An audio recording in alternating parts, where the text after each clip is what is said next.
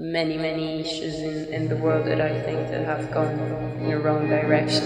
It's only money speaking, it's not heart and truth. We filter it through our eyes. Knowledge and consciousness is drowned with ideas. It loses its magic and it loses meaning. I want to open myself to the world and I want to express the ideas that I have to say for me. It's something real. It's just like I can buy a shitty camera and do already my own stuff. I don't have to pay like all the process of development.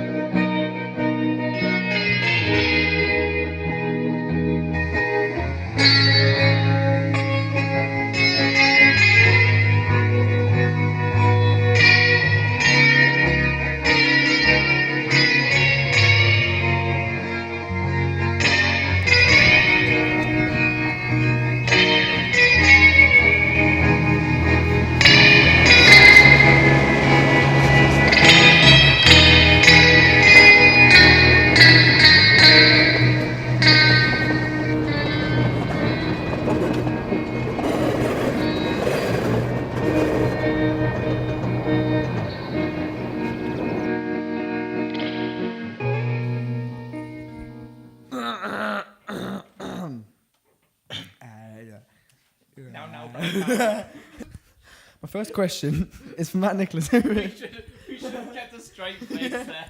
It would have been trying to say that, man.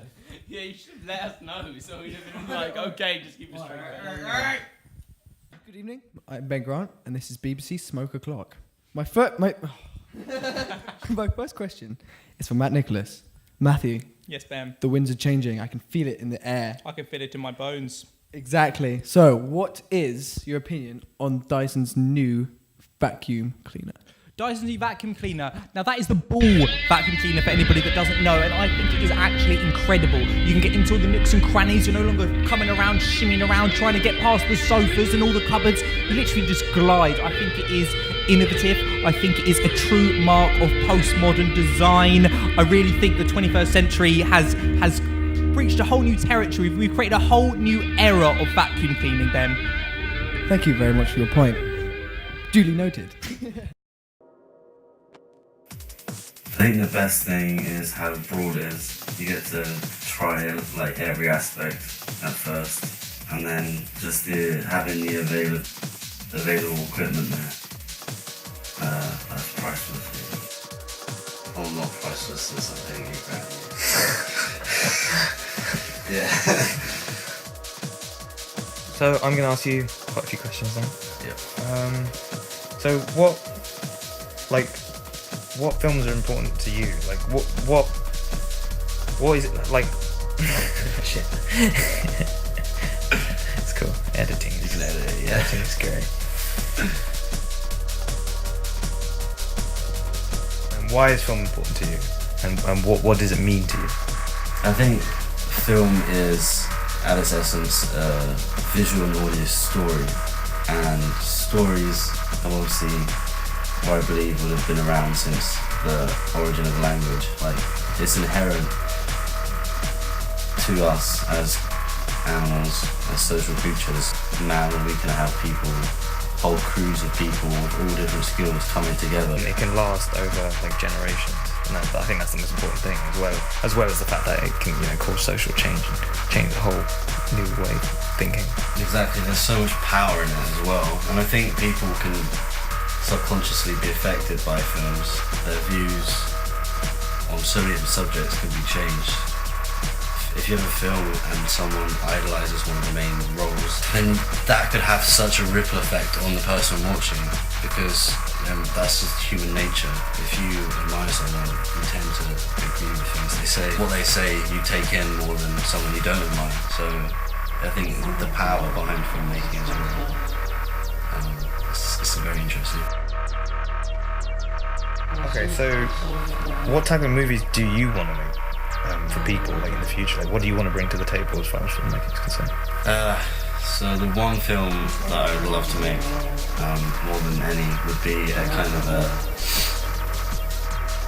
focus on youth culture, such as Dazed and Confused, American Graffiti, or Fast Times at Richmond High. They're all films I absolutely love. That kind of spanning 24 hours or so within a certain youth culture, a certain generation, and exploring character and dialogue rather than actual plot. I love the insight you can get into a culture that you don't live in. And so I'd love to do that for the generation I grew up in. Teenagers can look back and do what I did and be like, wow, so that's what life was like as a kid in the 70s or the 80s. Yeah, there is a sense of realism of that, like a voice that hasn't really been sort of like exploited in a way, I guess. And you know, like watching movies like Quirks and Dazed and Confused, you get some idea about that you don't learn from any books or anything else, really. Yeah, exactly, because it completely immerses you. If you read a book about it, they could describe it really well, but your brain's creating the descriptions, and your brain is used to seeing the generation you live in.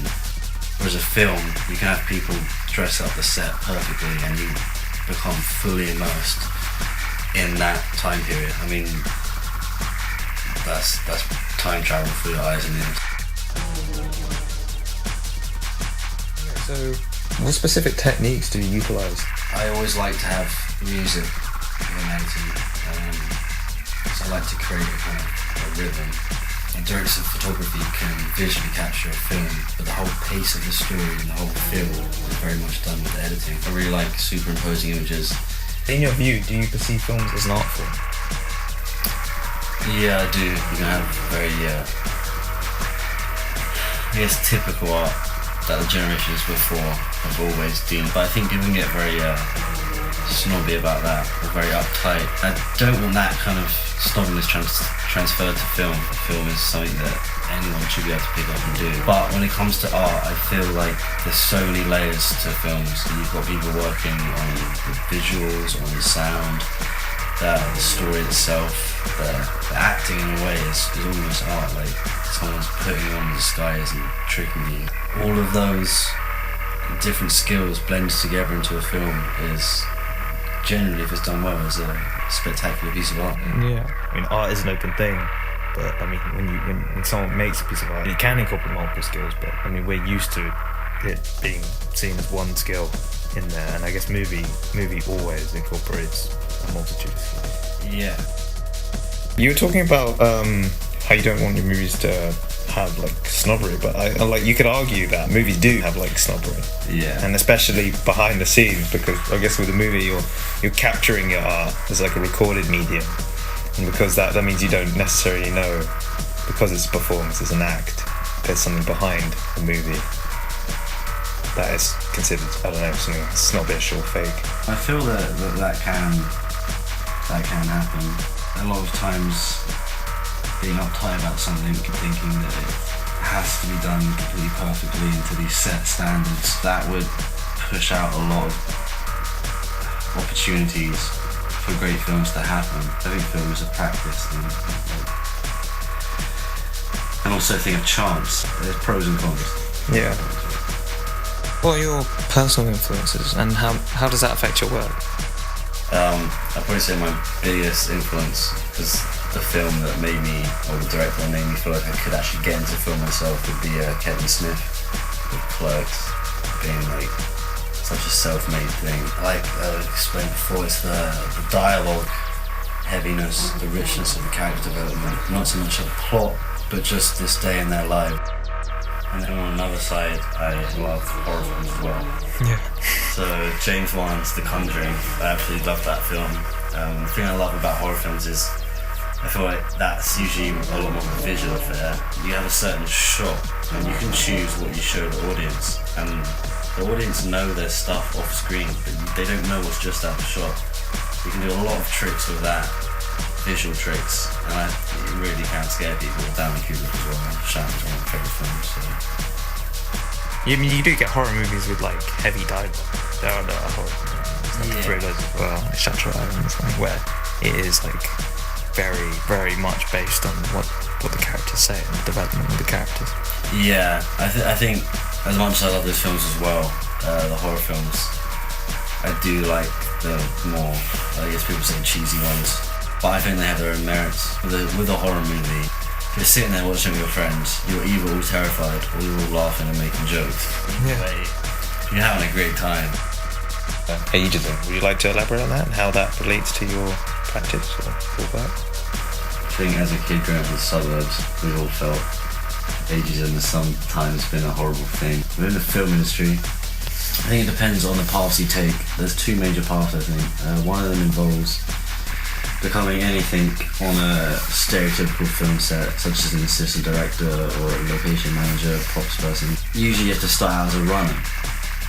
And the film industry notoriously exploits this prop of youth that want to make films. This idea that you start off as a runner and they make you work very long days, doing basically the manual labour on the set. Very rarely I hear you actually do much to do with the film set.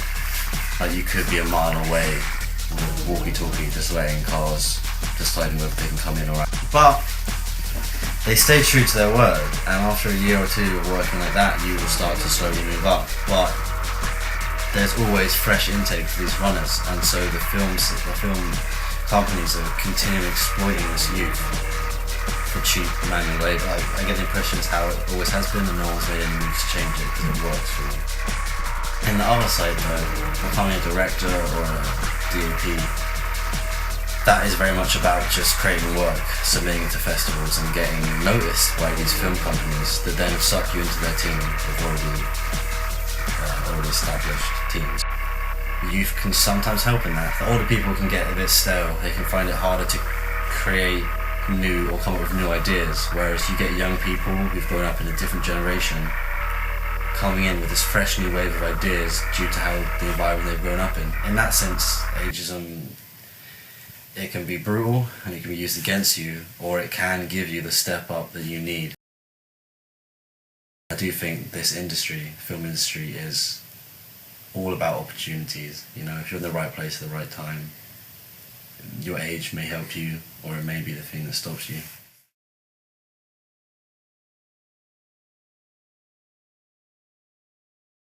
Thank you very much. No worries. Thank you for having me. My opinion, my personal opinion, and I've passed this there by the Prime Minister quite a lot, is we should have a new system. We should have a third point of the day. So maybe in between night, then we have this third section, we could call it Ben time. Well, Ben. Wait, I'm not finished speaking! See that? He's dead. The films that influence me, like I said, aren't these massive Hollywood blockbusters with the same old actors and massive budgets and the same locations. Really, it's the ones that are anti-Hollywood, anti-establishment, that promote an independent ethos. Films that are made on a small budget, rather than these big Hollywood blockbusters that you watch and you don't think, I can go out and make that. In India, there's a lot of like social issues, but then films, Bollywood for example, none of them actually highlight that. Because if you're living in like a deprived area or poverty driven, you're going to want to make films about that. You're going to want to show that, you want to highlight that life. You're going to, like, it's that escapism. You watch these big blockbusters, your environment, everything you surround yourself with, the music you listen to, like what you're interested in, it just all builds up to what kind of artist you are.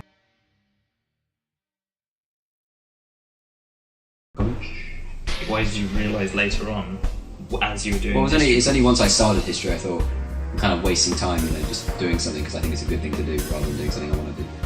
What kind of art are you into? Oh no, don't ask me that. What kind of art am I into? A lot of art is just invented to be commercial. Well, it seems like that, but I don't know because I'm not really involved. I don't know. But you don't feel like an outsider necessarily, or do you? I don't really feel like an insider either. I think the worst thing about the university fees is it's commercializing university. So now the students are seen as customers rather than students. And it's like, well, obviously it's going to put off a lot of people from applying to university because they don't have enough money. And it's actually, rather than being like an investment in the future, we're kind of ruining the future for a lot of people. One thing I did want to talk about was why is photography you, and like, why do you feel really comfortable? Because it seems like you do. Well, it's very instant thing, isn't it? Like, say that you see something you like the look of, instead of sitting there and having to draw it, you can just take a photo of it. It's a nice way of documenting what you see, and it's fun. Yeah. It's weird photography because a lot of people take pictures, and some people don't. They don't really value it that highly. Yeah, some people say like, oh, because everyone's taking photos now, it's really hard to be a photographer. But then at the same time, anyone can be wrong. What do you discover through yourself when you're taking a photo? Well, you start to notice things that you're drawn to. Because at first, when I got my camera, I was taking a lot of photos in black and white. Because, well, I found out later it's because I was mostly looking at lighting and capturing different lighting. And when you're doing it in black and white, it's more obvious. It's much more simple. I like animals. That's what I've discovered for myself. I like photographing animals. Anything that catches my eye. I can't really say what it is. I mean, sometimes when I look back over my work, you can kind of see themes running through. You kind of see the continuity and all of this stuff. I like taking pictures of people on the street, but then I feel awkward doing it. People object to it. So I don't do that as much as I want. But yeah, a lot of it's to do like documentation, things you see that you think might not last. Like little interesting details about the place you live. Not so much about the subject, it's more about the photographer's view, their like certain view on it, Because you get like, I'm not interested in like landscape photography and all that boring stuff. Something more like individual, like your individual look on stuff. And like you can really see when you look at all their photos, you can tell it's by them. I mean, like Martin Parr, but you can tell when it's a Martin Parr photograph. Because of the things you can tell the things he focuses on. And just a certain angle where he sees things.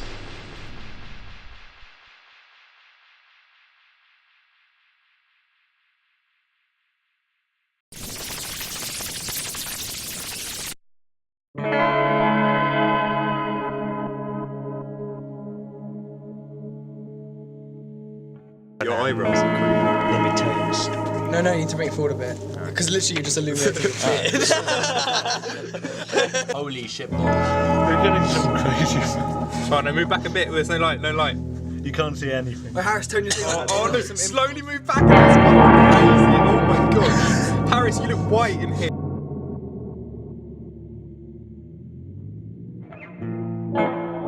It looks pretty profesh. Profesh, yeah, it's a condenser microphone.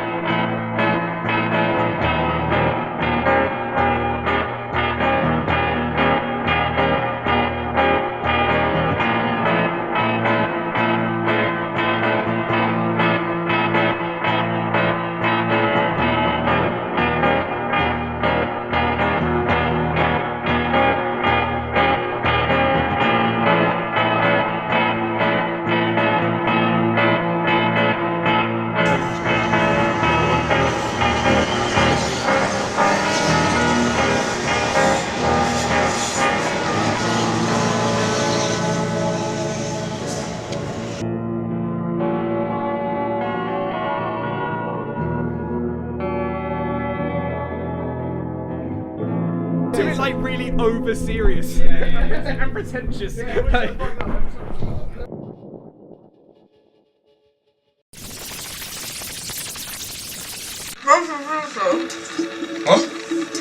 Awesome. It's horrible. What? It's horrible. Pest and horrible. It's not that bad. It is. It's like weirdly sweet. I like manipulating photography because I think it's interesting how you can change a person's perception of an image. I think it's hard to become a successful photographer, especially if you want to do fine art photography. I really don't like trying to force my photographs and the people in my photographs. I like actually capturing natural images. For my final major project, it's going to be about sell by date. Why people find things disgusting and why people discard things. Looking at how people are really easily manipulated companies play on how we act as humans and manipulate us. I want people to touch it and feel comfortable touching gross, disgusting things. It's human instinct to get away from something that is going to hurt you, but it's the way it's exaggerated so much in society, where it's actually if you don't have the latest iPhone, that becomes really disgusting. In the future I want to do bigger installations, move into why people perceive things, sort of mess up people's senses, how things can become distorted through the people's experiences through their life.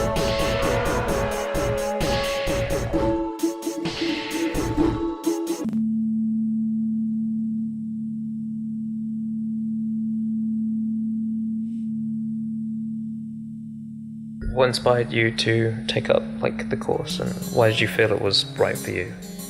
I have participated as an actress in a couple of shootings for feature films and short films when I was about 14 for the first time, and that was where I kind of saw how a whole film crew works.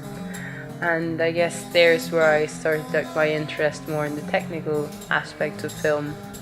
Coming from a background where I studied sciences and realized it wasn't really my thing, I just discovered that it was what I wanted to study. So what are the aspects of filmmaking that interested you particularly? Personally for me, I'm quite interested in the aesthetical aspect of film as for cinematography. And yeah, I guess it's I really appreciate the job that the cinematographer does, as in he really has to know about lighting, about sound, about imagery, about cameras, about the actors. To me it's a bit the real director who makes that happen. So that's what I really like. It involves a lot of film knowledge and in various different aspects. Do you believe in a lot of more substance over aesthetic? I wouldn't be able to choose one and judge it as more important as the other. I think they're both equally important. To me, I see myself more in the aesthetical part, but I think that probably the substance is yet more important. It's just that presentation is an important aspect of it. We filter it through our eyes. What we see is more of an immediate source before we process the ideas. Before, when I was talking to you, you were talking about the internal debate about your critical mind and creative mind. I am a creative person, I guess. That's why I'm studying film, but not really. I'm not one of these that are constantly drowned with ideas. It's just they come sometimes and I then stick to them and make them happen. I sometimes find it quite frustrating because they don't come to me sometimes when I'd like to. What do you hope to give to people through these creative outputs, through filmmaking? I would really like to create films, and I'd like to have really powerful messages to the world, knowledge and consciousness about many issues in the world that I think that have gone in the wrong direction. I'd like if they feel interested in what I do, it would be because they would also be interested in learning about how to keep a bit more our human instincts and go back a bit to our origin. We drift away from them too often. So what are your views on in terms of technology, the use of filmmaking and photography? I mean, me personally, I'm quite of an analog girl. I fully respect digital. I think it's brought many good things. But the downside of digital is that it loses its magic quite a lot to me. It loses depth and it loses meaning. The analog is so much more physical and so much that you can touch it and you can feel it and you feel it's something real. When it's so virtual, you can't really grasp its soul, its essence. It's brought, especially in filmmaking, it's so much cheaper to have but shooting in the long run with film is really expensive, and it's just I can buy a shitty camera, a shitty digital camera, and do already my own stuff. I don't have to pay like all the process of developing. But for me, and especially with photography, I stick much more to analog because I find it much more honest and pure process of art making. Do you feel filmmaking is a personal thing rather than a universal thing for you? It depends. I think it's more of a universal thing. I want to open myself to the world and I want to express the ideas that I have to say from me. That's basically what film is about. The outcome, the final product is for the outer world. Of course, the creative process of bringing an idea to a film is completely interior and personal. So what are your views on the commercial filmmaking industry? Well, not only film, any art aspect that is in the commercial flow is a pity, it's a shame, and I think it's a mistake, and it's only money speaking. It's not art and truth. The same happens with music, the same happens with practically anything. In the end, it's only money and the Western culture that really matter and rule. It's like predeterminate to feed. What commercial art and the mass media feeds is into making us less intelligent, more dumber and more comfortable because we won't think in more depth. We'll just stay in the shallow surface of a pop song, which is 2 chords and some romantic lyric, and that's it. With a film the same, completely basic and empty plot that's going to be 100% mundane. They fear like independent art. Sometimes it's much more truthful and it's things that they don't really want people to know. Ultimately, I see it as sort of a threat to money making. A lot of independent things are for non-profit because it's done for the sake of the purpose of satisfying people through the art and not through like a business. Which is what it should be. Yeah. I mean, that's the whole point of art, right?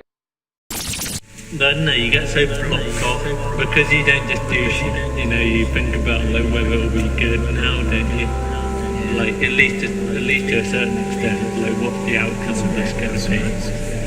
Well, when you were like 7, you had no blocks, you know, and obviously it meant you did really dumb stuff, but like because you're creative, because you're not putting restrictions on yourself. That's like an idea of what creativity is. You know, it's like there are these test boards. They'd say, oh, think outside the box, and it's like an actual box, and we were supposed to think outside. But what creativity is it's just going beyond like the imposition.